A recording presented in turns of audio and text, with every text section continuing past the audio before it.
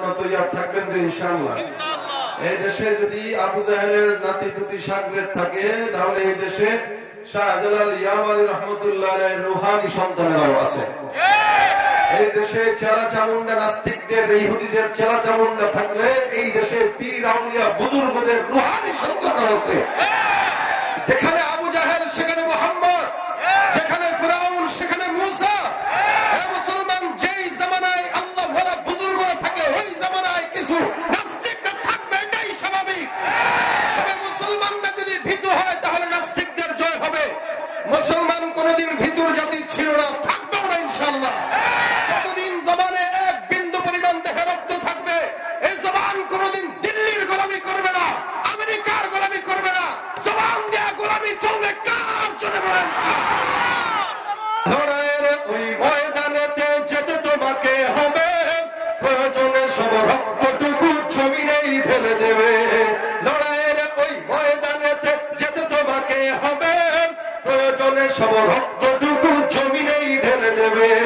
তবুও তোমায় লড়তেই হবে, মানবে না পরাজয়। তবুও তোমায় লড়তেই হবে, মানবে না পরাজয়। বিপ্লব মানে জীবন দেয়া বসে থাকা নয়, সে কোনদিন আসবে না রে করো যদি ভয়। বিপ্লব মানে জীবন দেয়া বসে থাকা নয়, সে কোনদিন আসবে না রে করো যদি ভয়। আসবে বিজয়ের রক্ত আর জীবনের বিনিময়, আসবে বিজয়ের রক্ত আর জীবনের বিনিময়। বিপ্লব মানে জীবন দেয়া বসে থাকা নয়, সে কোনদিন আসবে না রে করো যদি ভয়। ঠিক না? কোথা থেকে কোন ভিনদেশি শকুন আমার দেশে এসে সেবার নামে বসলো জুড়ে মীর জাফরের বেশে। কোথা থেকে কোন ভিনদেশি শকুন আমার দেশে এসে সেবার নামে বসলো জুড়ে মীর জাফরের বেশে। ওদের করতে নাস্তা নাবুদ হতে হবে নির্ভয়। বিপ্লব মানে জীবন দেয়া বসে থাকা নয়, সে কোনদিন আসবে না রে করো যদি ভয়। বিপ্লব মানে জীবন দেয়া বসে থাকা নয়, সে কোনদিন আসবে না রে করো যদি ভয়। আসবে বিজয় রক্ত আর জীবনের বিনিময়, আসবে বিজয় রক্ত আর জীবনের বিনিময়। বিপ্লব মানে জীবন দেয়া বসে থাকা নয়, সে কোনদিন আসবে না রে করো যদি ভয়। ভয় পাবো কাকে? সবাই তো ইনশাআল্লাহ ইমানের জন্য তৈয়ার তো ইনশাআল্লাহ। আল্লাহ কবুল করুন বলেন আমি। ভয় পান নাকি? সমস্যা আছে কোনো? অন্যতে এদিকে সমস্যা, মাহফিল বন্ধ না? আলহামদুলিল্লাহ, আল্লাহর কাছে শুকরিয়া করেন। আল্লাহ পাক আজকের এই দ্বীনি পরিবেশটা যে আমাদেরকে করার মতো তৌফিক দিয়েছেন। যত বিরোধিতা করুক, দ্বীনের বিরোধিতা করে কেউ ঠিকে নাই, ঠিকবেও না। কারণ দ্বীনের দায়িত্ব কার কাছে? এটার দায়িত্ব আল্লাহ পাক অন্য কারো হাতে দেয় নাই। ইসলাম প্রচারের দায়িত্ব, ওয়াজ মাহফিলের দায়িত্ব, কোরআন হাদিস ঠিকানা রাখার দায়িত্ব স্বয়ং মালিক তার কুদরতি হাতের ভিতরে নিয়ে গেছেন।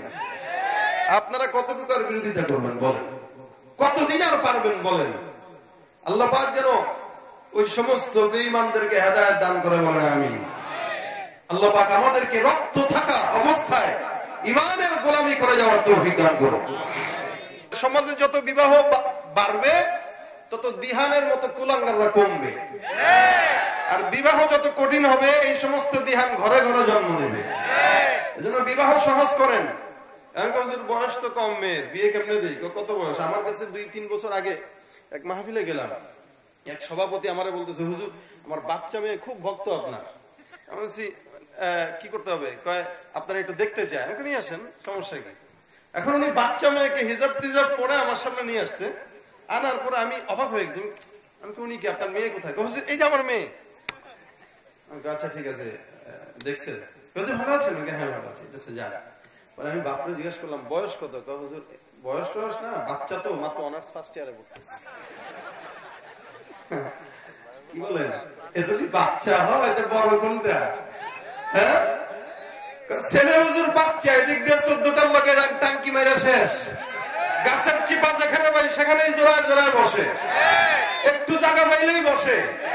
হুজুর ওইটা তো এই বয়সে করবেই, তা ওইটার কামি তো বিয়া। ওইটা বুঝলে বিয়া বুঝে না কে? কামাইতে পারে না, কার পায়ে দাঁড়া, এখন নিজের পায়ে দাঁড়ানো শিখে নাই, তা বান্দরের পায়ে দাঁড়ায়। আল্লাহ পাক বলে বিবাহ যদি না করো, গরিব থাকো, বিবাহ করো, আমি আল্লাহ ধনী বানায় দেব। বিশ্বাস আসেনি আল্লাহর কথায়?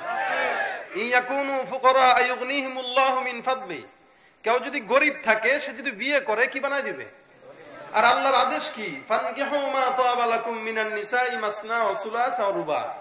তোমাদের যাদেরকে পছন্দ হয় 2টা করো, 3টা করো, 4টা করো। তো বিয়ে করছেন একটা, 2টা করছেন, এমন কেউ আছেন? নাই নাই নাই, সমাজ 2 হাত তুলছে এরকম কেউ আছে নাকি জানি না। এখন আল্লাহ পাক যে বলছে 2টা, 3টা, 4টা করো, এখন মুরব্বী চিন্তা করবে এই আয়াতের অর্থ যদি আরো 10 বছর আগে জানতাম, এক বুড়ি নিয়ে কি থাকি। এই হাকিমুল উম্মাত আশরাফ আলী থানভী রাহমাতুল্লাহ আলাইহির কাছে এক লোক এসে বলে, হুজুর একটা বউ তো হয় না, 2টা দরকার। কাঁচা বাজার থেকে তরমুজ নিয়ে আসো, তরমুজ নিয়ে এসে আমার 2 বাসায় পাঠাও। তো বেচারা তরমুজ নিয়ে এসে পাঠাবে বাসায়। এক তরমুজ এই বাসায় নিয়ে যাচ্ছে, আরেক তরমুজ ওদিকে নেওয়ার জন্য রওনা দিছে। তো হাকিমুল উম্মাত বলেন, এই 2টা তরমুজ নিয়ে আবার এদিকে আসো। আসছে, 2টাকে অর্ধেক করো। 2টাকে অর্ধেক করছে। এবার বলতেছে এখানের অর্ধেক আর এখানের অর্ধেক এক ঘরে, আর ওই অর্ধেক বাকি 2টা আরেক ঘরে।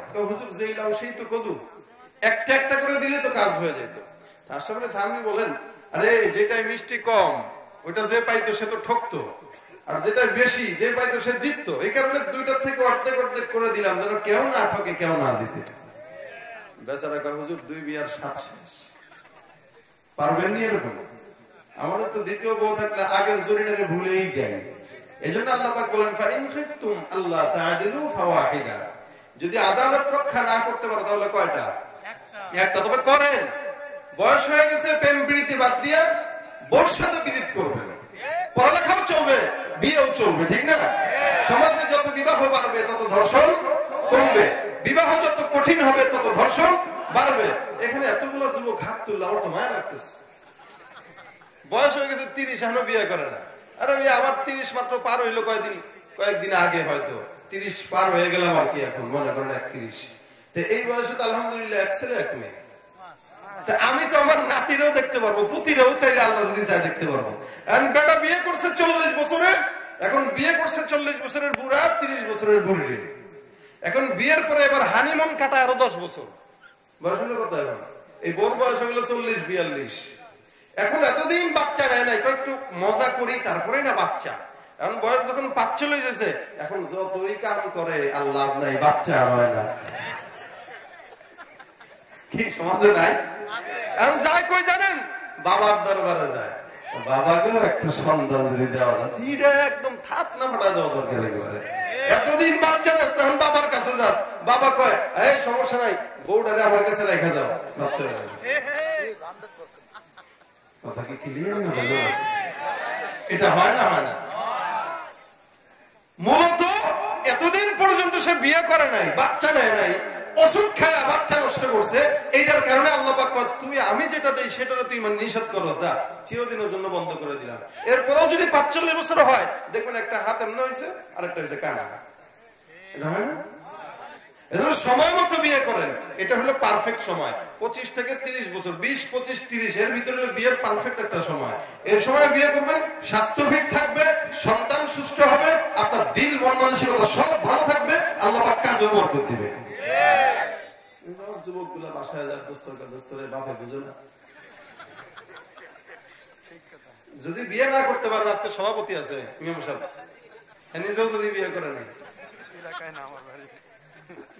কিন্তু উনিও বিয়ে করে নেই মাগার, তারপরেও বলবেন, যেহেতু ইমাম সাহেবের একটা দায়িত্ব আছে না, তখন হুজুর বুঝেন না, হুজুর তোমার ঠিক আছে ব্যবস্থা করতেছি না। কারণ বিয়ে পড়াইতে গেলেও তো হুজুরের দরকার আছে না? মোল্লার বিরোধিতা করবেন, আর কত, যত বিরোধিতা করবেন মোল্লারে লাগবে। জানাজার সময় লাগবে, খাওয়ার সময় লাগে, দাওয়াত পাইলে হুজুরেই দাওয়াত দেন। গাঞ্জা খোটে 2টা বাসায় তো দাওয়াত দেন না, দিবেন নি দাওয়াত? সিগারেট যেটা না এটা দিবেন নি?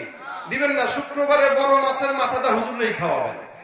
এরপরে যদিও দেখছেন হুজুর কি খায়, বউরে এমনি দেখায় ফাঁক দিয়া, বাপরে বাপ এত বড় মাথা দিছি, নগদে শেষ। হ্যাঁ, এক বাটি গোস্ত দিলাম, একটা গোস্ত ফিরে আসো না, মোল্লা খায়। আচ্ছা খাওয়ানোর জন্যই তো দাওয়াত দিছে, ঠিক না? এরপরে হুজুরে কি খাওয়া খায় দেখছেন? আর আমার মতো যদি ডিজিটাল হুজুর হয়, খাই হলো একটু অল্প, তাহলে কয় হুজুর দাওয়াত খেলো দু এক জায়গায় রাখছেন, কম খাইতেছেন, ব্যাপারটা কি সমস্ত দিকে? হুজুর যদি একটু নিচের দিকে তাকায় হাঁটে, কোন রে বাপ রে বাপ, হুজুর কয়েক খান মিয়া, রাস্তা তাকা হাঁটেন মিয়া, গড়তে পারবেন তো। আর হুজুর যদি রাস্তা থেকে হাঁটে, হুজুর চোখ খারাপ, খালি চায় আর হাঁটে, চায় আর হাঁটে, যাবো কোন জায়গায় বলেন? যত কাহিনী বলেন, যতই বলেন মোল্লা 2 নাম্বার, নামাজি 2 নাম্বার, টুপিওয়ালা 2 নাম্বার, দাড়িওয়ালা 2 নাম্বার, যতই বলেন আলেমরা 2 নাম্বার, আমি যুক্তি দিয়া বলবো আপনি নিজে 2 নাম্বার, আপনার জন্মটাও 2 নাম্বার। কেন? মোল্লা যে বিয়া পড়াইছে, মোল্লা যদি 2 নাম্বার হইতো, যে বিয়াটা পড়াইছিল ওইটাও তো 2 নাম্বার ছিল। কারণ বিয়ের পরে যা কিছু হয়েছে সবই 2 নাম্বার, কি ঠিক না? সুতরাং দরকার হলে নিজে নিজে আলেম হওয়ার চেষ্টা করেন, আলেম না হইতে পারেন মাথায় টুপি দাড়ি দিয়ে নামাজি হওয়ার চেষ্টা করেন, মোল্লারে গালি দিয়েন না, তাহলে কিন্তু জাহান্নাম ছাড়া উপায় নাই, ঠিক কিনা? জন্মের পরে কানে আজান কি দেয়নি, তুমি মৌলবাদী ছাড়া হওনি। জন্মের পরে কানে আজান কি দেয়নি, তুমি মৌলবাদী ছাড়া হওনি। আবার মরণের পরে জানাজা পড়াবে, তখন কোথায় পালিয়ে যাবে? বিদ্রোহী বিপ্লবী মৌলবাদী কেন জঙ্গিবাদী? বিদ্রোহী বিপ্লবী মৌলবাদী কেন জঙ্গিবাদী? কি মনে করে ওই হনুমান, দাড়ি টুপি দেখলেই তালেবান? কি মনে করে ওই হনুমান, দাড়ি টুপি দেখলেই তালেবান? আমার সিংহের চাইতো বেশি ভয় পায় মাথায় পাগড়ি দেখে যদি। বিদ্রোহী বিপ্লবী মৌলবাদী কেন জঙ্গিবাদী? বিদ্রোহী বিপ্লবী মৌলবাদী কেন জঙ্গিবাদী, ঠিক কিনা? টুপি মাথায় এই কারণে জঙ্গি, দাড়ি মুখে এই কারণে জঙ্গি। এই কথা রসুলকেও কাফের বেঈমানরা বলেছে, এখনো বলে। রসুলকে যারা বলেছে তারা নাই, কিন্তু তাদের চালাচামুন্ডা আজও পরিমাণে আছে। তারাও রসুলকে পাগল বলেছে, মোহাম্মদ পাগল। 40 বছর রসুল নিজের মতো নিজে চলছেন, কাউকে ডিস্টার্ব করে নাই। 40 বছর পর একটা দায়িত্ব আল্লাহর তরফ থেকে পাইছে, এখন তো এটা মানুষের কাছে বলবেই। এখন এটা বলতে গেছে, এখন ডাক দিয়া বলে মোহাম্মদ পাগল হয়ে গেছে। আল্লাহ পাক কথাটা মালিকের কাছে লাগছে, কবে কারে পাগল বলস, কারা তোরা পাগল বলিস, তোরা জানোস সে কে? আল্লাহ পাক কসম খায় না, দুনিয়া সৃষ্টি করার 50,000 বছর আগে আল্লাহ পাক রব্বুল আলামিন একটা কলম বানান, কলম। এই কলমটাকে আল্লাহ পাক বানানোর পরে বললেন, কলম তুমি লেখো, সৃষ্টি জগতে যা যা কিছু ঘটবে, কিয়ামত পর্যন্ত যা যা কিছু হবে, সব কিছু কলমকে আল্লাহ পাক লেখার জন্য বলছেন। কলম লিখলো, জান্নাত হবে কয়টা, জাহান্নাম হবে কয়টা, আসমান হবে কয়টা, জমিন হবে কয়টা, সমুদ্র হবে কয়টা, কত মানুষ দুনিয়াতে আসবে, আজকের এই মাহফিলটা কেমনে হবে, কিভাবে হবে, কত মানুষ আসবে, প্রত্যেকটা জিনিস আল্লাহ পাক রব্বুল আলামিন ওই কলমের মাধ্যমে লেখায় দিয়ে দিয়েছেন। সুবহানাল্লাহ। কলম এটা ভালো জিনিস, এটা দিয়ে কেউ ভালো চাইলেও লিখতে পারে, খারাপ চাইলেও লিখতে পারে। কেউ আলিফ বাতাসা লেখে, কেউ ইংরেজি লেখে, কেউ আবার এটা দিয়ে ঘুষ খাওয়ার জন্য সিগনেচার লেখে। কিন্তু কলমটা মূলত আল্লাহ পাক পবিত্র জিনিস বানানোর জন্য সৃষ্টি করেন। গোটা আসমান জমিন সব কিছু সৃষ্টি আল্লাহ পাক এখন কসম খায়, নুন ওয়াল কলমি ওয়া মা ইয়াসতুরুন। গোটা আসমান জমিনের শপথ খান রব্বুল আলামিন। ওই কলমটা সূর্যের কথা লিখলো, সূর্যের কসম খায়। চন্দ্রের কথা লিখলো, চন্দ্রটার কসম খায়। সমস্ত দুনিয়ার মানুষের কথা লিখলো, সমস্ত দুনিয়ার মানুষের কসম খায়। আল্লাহ পাক রব্বুল আলামিন বলে, ওই বান্দা, সমস্ত বান্দার কসম, সমস্ত ফেরেশতার কসম, সমস্ত জিন জাতির কসম, গোটা দুনিয়ার কসম, জান্নাতের কসম, জাহান্নামের কসম, সারা দুনিয়া আসমান জমিনের কসম। এই এত কসম কেন খায় আল্লাহ পাক রব্বুল আলামিন? কোন জিনিসের জন্য এত কসম খায়? গোটা আসমানের কসম খায়, জমিনের কসম খায়, পাহাড়ের কসম খায়, মানুষের কসম খায়। এত কসম কেন খায়? আল্লাহ পাক রব্বুল আলামিন ডাক দিয়ে বলে, নুন ওয়াল কলমি ওয়া মা ইয়াসতুরুন। কলমের শপথ খাইলাম, কলম যা যা লিখলো তার শপথ খাইলাম। আমি আল্লাহ পাক রব্বুল আলামিন একটা কথা বলার জন্য এতগুলা কসম খাইলাম। কি কথা জানো নাকি দুনিয়ার মানুষেরা? রব্বুল আলামিন বলে, বান্দা এই কথাটা হলো মারাত্মক একটা কথা, দিনের কান খুলা বান্দারা তোমরা শুনবা। মা আনতা বিনিআমাতি রাব্বিকা বিমাজনুন। আবু জাহেল উঠতে বসতে মুহাম্মদের পাগল কয়, আবু লাহাব মুহাম্মদের পাগল বলে, উতবা মুহাম্মদের পাগল বলে। আল্লাহ পাক রব্বুল আলামিন ডাক দিয়া বলে, হে মক্কার কাফের, আমি আল্লাহ পাক রব্বুল আলামিন বললাম সারা দুনিয়ার কসম, আসমান জমিনের কসম খাইলাম। দুনিয়ার কসম খাওয়ার পর আমি আল্লাহ পাক রব্বুল আলামিন বললাম, আমি আল্লাহ পাক রব্বুল আলামিনের দয়ায়, আমি আল্লাহর নিয়ামতের কারণে, আমি আল্লাহর রহমতের কারণে পয়গম্বর মুহাম্মদুর রাসূলুল্লাহ সাল্লাল্লাহু আলাইহি সাল্লাম কোনদিন পাগল ছিলেন না, পাগল না। যারা মুহাম্মদকে পাগল বলে তারাই মূলত পাগল। এই এতটুকু কথা বলার জন্য সব কিছুর কসম খায় আল্লাহ, আসমান জমিনের কসম খায় আল্লাহ পাক রব্বুল আলামিন বলে, কসম আমি আল্লাহ খাওয়ার পর একটা কথার স্বীকারোক্তি দিলাম, মুহাম্মদ পাগল না। মুহাম্মদ যদি পাগল হতো আমি আল্লাহ পাক রব্বুল আলামিন নবী বানাইতাম না। মুহাম্মদ যদি পাগল হইতো নবীদের ভিতরে শ্রেষ্ঠ নবী বানাইতাম না। আদম পয়গম্বরের সঙ্গে এই পর্যন্ত যত দুনিয়ার জিন্দেগিতে শিশুরা জন্মগ্রহণ করেছে, সব শিশুর ভিতরে সর্বশ্রেষ্ঠ শিশু ছিলেন মুহাম্মদুর রাসূলুল্লাহ। যত যুবক এই পর্যন্ত আসলো, সব যুবকের ভিতরে শ্রেষ্ঠ যুবক হলেন মুহাম্মদুর রাসূলুল্লাহ। আদম থেকে এই পর্যন্ত যত কিশোর আসছে, সব কিশোরের ভিতরে শ্রেষ্ঠ কিশোর হলো মুহাম্মদুর রাসূলুল্লাহ। আদম থেকে আজ পর্যন্ত যত বাবা আসলো, সব বাবার ভিতরে শ্রেষ্ঠ বাবা মুহাম্মদুর রাসূলুল্লাহ। আদম থেকে আজ পর্যন্ত যত নানা আসছে, সব নানার ভিতরে শ্রেষ্ঠ নানা হলেন মুহাম্মদুর রাসূলুল্লাহ। যত জামাই আসছে, সব জামাইয়ের ভিতরে শ্রেষ্ঠ জামাই হলেন মুহাম্মদুর রাসূলুল্লাহ। যত শ্বশুর আসছে, সব শ্বশুরের ভিতরে শ্রেষ্ঠ শ্বশুর মুহাম্মদুর রাসূলুল্লাহ। যত বন্ধু আসছে, সব বন্ধুর ভিতরে শ্রেষ্ঠ বন্ধু মুহাম্মদুর রাসূলুল্লাহ। আদম থেকে আজ পর্যন্ত যত নবী রাসূল আসছে, সব নবী রাসূলের ভিতরে শ্রেষ্ঠ নবী রাসূল ছিলেন মুহাম্মদুর রাসূলুল্লাহ। এমন নবী কোন জায়গায় তাকাবেন আর নাই। এই কোন দিক থেকে দেখবেন শ্রেষ্ঠ? আর যেখান থেকে দেখেন, বংশের দিক দিয়ে দেখেন মুহাম্মদুর রাসূলুল্লাহ সবচেয়ে শ্রেষ্ঠ বংশের অধিকারী। যেখান দিয়ে তাকাবেন সেখান থেকে মুহাম্মদ শ্রেষ্ঠ। আল্লাহ পাক রব্বুল আলামিন অন্য কোন নবীদেরকে এত শ্রেষ্ঠত্ব দেন নাই। বংশীয় ভাবেও শ্রেষ্ঠ, মর্যাদার দিক থেকেও শ্রেষ্ঠ, সৌন্দর্যের দিক থেকেও শ্রেষ্ঠ, নবীর দিক থেকেও শ্রেষ্ঠ, মানুষের দিক থেকেও শ্রেষ্ঠ। এ মুসলমান, মুহাম্মদুর রাসূলুল্লাহ চাচা যান যারা ছিলেন, তাদের এক একজনের নাম ছিল আব্দুল উজ্জা, মানে উজ্জার গোলাম, আব্দুস শামস, শামসের গোলাম। এক একজনের নাম হামজা, এক একজনের নাম আব্বাস। একটা নামের অর্থ কিন্তু ভালো না। আল্লাহ পাক চিন্তা করে, উম্মতের দল, আমি আল্লাহ পাক যে পয়গম্বরকে মুহাম্মদুর রাসূলুল্লাহ বানাবো, শেষ পয়গম্বর বানাবো, ওই মুহাম্মদকে আব্দুল উজ্জার গর্ভে থেকে দিলে হবে না, ওই মুহাম্মদকে আব্দুস শামসের সন্তান বানাইলেও হবে না। কারণ শামসের গোলামের পুত্র কোনদিন মুহাম্মদুর রাসূলুল্লাহ হতে পারে না।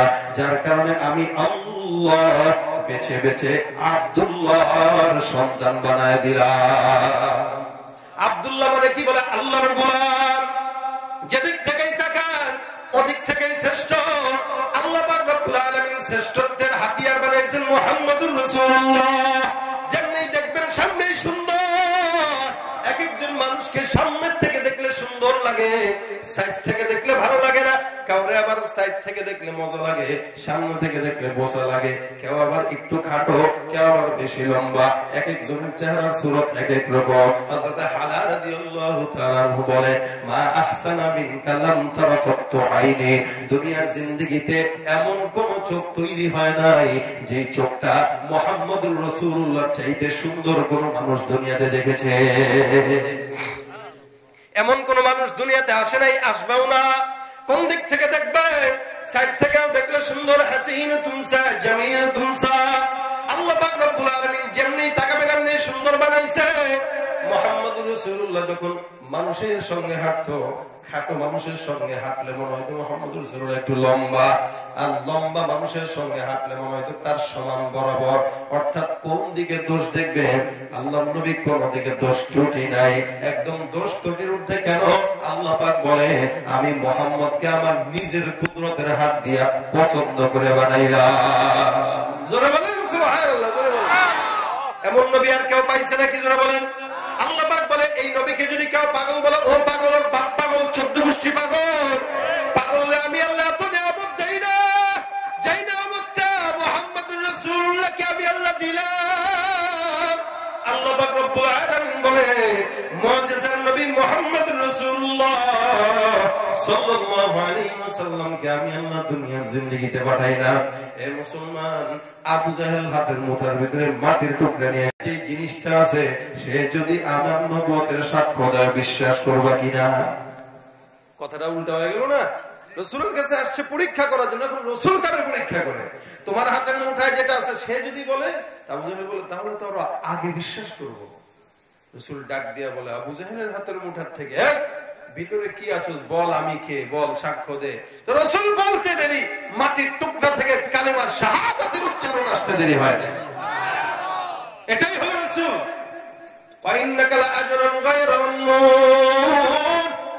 এমন নিয়ামত আমি আল্লাহ আপনাকে যেটা দিলাম, এটা নিরবিচ্ছিন্ন নিয়ামত। এমন নিয়ামত দুনিয়াতে আমি আল্লাহ কাউরে দেই নাই, দিব না। হযরত আলী রাদিয়াল্লাহু তাআলা আনহু বলে, আমি একবার আসরের নামাজের পর মুহাম্মদুর রাসূলুল্লাহ সাল্লাল্লাহু আলাইহি ওয়াসাল্লামকে নিয়ে বসা। রাসূলের উপরে ওহী আসলো। আল্লাহর হাবিব ওহী যখন আসে তখন কেমন যেন অচেতন হয়ে যায়। রাসূল করিম সাল্লাল্লাহু আলাইহি ওয়াসাল্লাম অচেতন অবস্থায় আমার উরুর উপরে মাথা দিয়ে ঘুমায় গেলেন। এমন সময় আমি আসমানের দিকে তাকায় দেখলাম সূর্যটা অস্ত চলে যাইতেছে, আসরের নামাজের সময় শেষ। আমি চিন্তা করলাম, আসরের নামাজ কেমনে পড়বো, কাজা হয়ে যাইতেছে অবস্থা। রাসূল করিম সাল্লাল্লাহু আলাইহি ওয়াসাল্লামকে তো ডাক দেওয়া যায় না। আসরের নামাজ শেষ, আমিও পড়লাম না, মুহাম্মদুর রাসূলুল্লাহ পড়ল না। এখন কি করা যায়? এমন সময় পয়গম্বর উঠলো, যে সময়টা মাগরিবের ওয়াক্ত চলে আসছে। হযরত আলী ডাক দিয়ে বলে, ইয়া রাসূলুল্লাহ, মালিকের কাছে একবার ডাক দিয়ে বলেন, আল্লাহ, আমরা দুইজন মিলে আসরের নামাজ পড়তে পারি নাই। রব্ব কারীম, দয়া করে মেহেরবানি করে তুমি আল্লাহ যদি চাও, ওই সূর্যটাকে পশ্চিম দিক থেকে নিয়ে আসরের ওয়াক্তের দিকে আবার ফেরত নিয়ে আসো। কত বড় একটা কথা! সূর্যকে ফেরত দিয়ে আসরের ওয়াক্তে নিয়ে আসবে। এটা কি সাধারণ কোন দাবি? অনেক কঠিন দাবি না? কথা কন না কেন? সাধারণ দাবি এটা? এটা আমরা যদি চাই আজকের মাগরিবের টাইম আবার আসুক, বা 10টা এখন বাজুক, সম্ভব? তাহলে আলী বলেন, হুজুর আসরের টাইমটা আবার ফেরত নিয়ে আসেন, নামাজটা যেন পড়তে পারি, কাজা যেন না হয়।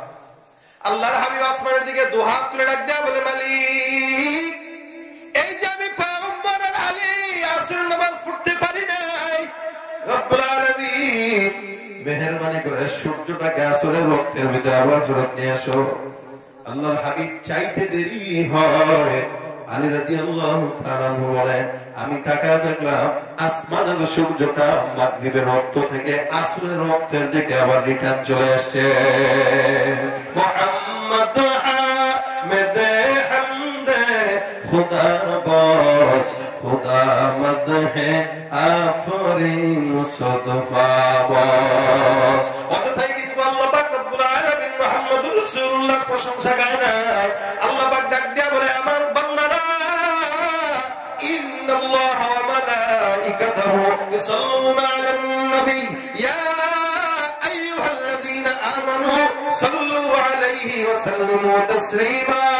হে আমার বান্দা, দুনিয়ার জিন্দেগিতে আমি আল্লাহ পয়গম্বরের প্রশংসা গায়, আমার বান্দারাও গায়, ফেরেশতারাও গায়। হে দুনিয়ার মুমিন বান্দারা, তোমরা যদি মুমিন হও, তোমরা সকলে মিলা আমি যেই পয়গম্বরের প্রশংসা গাই, ওই পয়গম্বরের প্রশংসায় লিপ্ত হয়ে যাও। সুবহানাল্লাহ। আদেশকার এই নবী কি পাগল নাকি? যারা বলেন পাগল হলে এত নেয়ামত কেউ কাউরে দেয় না। পাগল যদি আপনার কাছে টাকা চায়, পাগলে দিবেন সর্বোচ্চ 2 টাকা অথবা 4 টাকা অথবা 10 টাকা, এর বেশি দিবেন না। কারণ পাগল টাকার মর্যাদাও বুঝে না। এ নবীর উম্মতের দল, আল্লাহ পাক রব্বুল আলামিন বলে মুহাম্মদুর রাসূলুল্লাহকে আমি আল্লাহ নিরবিচ্ছিন্ন নেয়ামত দান করলাম। এমন নেয়ামত দুনিয়ার জমিনে কোন নবীকেও দেই নাই, ওলিকেও দেই নাই, পীরকেও দেই নাই, বুজুর্গকেও দেই নাই। আপনার নেতার ব্যাপারে আল্লাহ পাক রব্বুল আলামিনের সার্টিফিকেট নাই, আপনার বাবার ব্যাপারে আল্লাহ পাক রব্বুল আলামিনের সার্টিফিকেট নাই। মাগার যেই নবীর উম্মত, এই নবীর ব্যাপারে আল্লাহ পাক রব্বুল আলামিনের তরফ থেকে সার্টিফিকেট আছে। কিসের সার্টিফিকেট? বলে চরিত্রের সার্টিফিকেট। সুবহানাল্লাহ। যদি আমরা স্লোগান দেই নেতার চরিত্র ফুলের মতো পবিত্র, নেতা চিন্তা করে এত রিলিফের মাল চুরি করার পরেও যদি আমার চরিত্র ফুলের মতো হয় তা ভালো হওয়া দরকার কি? এটা মাইকের আড়ালে বললাম আর কি, কথা বুঝেন নাই? প্রত্যেক দিন যদি মানুষের টাকা মারার পর, চুরি করার পরে এই যে হাতে নাতে বড় লোক হয়ে গেলাম, এরপরও দেখি 14 গুলো এক লগে মিলা স্লোগান দেওয়া চরিত্র ফুলের মতো পবিত্রতা, ভালো হবো কেন? আর যেমনি সেমনি থাকি।